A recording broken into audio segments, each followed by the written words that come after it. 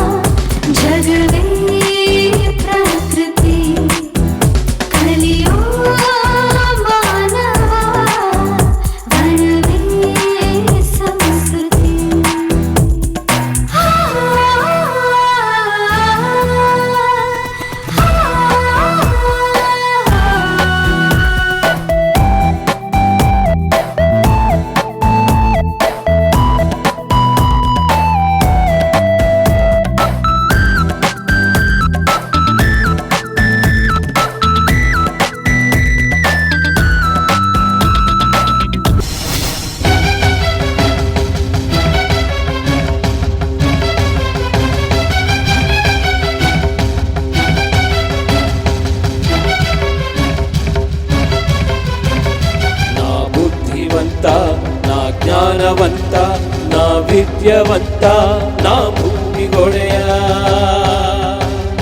ನಾ ನೀರಿಗೊಡೆಯ, ನಾ ಗಾಳಿಗೊಡೆಯ, ನನ್ನಾಸ್ತಿ ನೀವೆಲ್ಲ, ನನಗಾಗಿ ನೀವೆಲ್ಲ. ತೋಡುವೆನು ಭೂಮಿಯನು, ಒಡೆಯುವೆನು ಬಂಡೆಯನು, ಕಟ್ಟುವೆನು ಕಾರ್ಖಾನೆ, ಓಡಿಸುವೆ ವಾಹನವ, ಸೂಸುವುದು ಮಲಿನ ಹೊಗೆ, ಕಸವ ಚೆಲ್ಲುವೆ ಭೂಮಿಗೆ. ನಾ ಬದುಕಬೇಕು, ನಾ ಸುಖಿಸಬೇಕು, ನಾ ಬದುಕಬೇಕು, ನಾ ಸುಖಿಸಬೇಕು.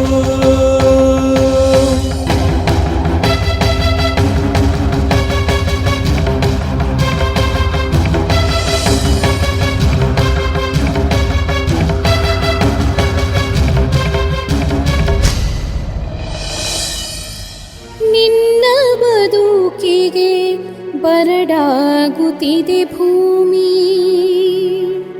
ವಿಷವಾಗುತ್ತಿದೆ ವಾಯು ಜಲ, ಸಾಯುತ್ತಿವೆ ಪ್ರಾಣಿ ಪಕ್ಷಿಗಳು. ನೀ ಬಿತ್ತುವ ವಿಷ ನಿನ್ನ ಸಾವಿಗೆ ಮೂಲ, ಸರ್ವನಾಶದ ಜಾಲ. ಎಚ್ಚೆತ್ತುಕೋ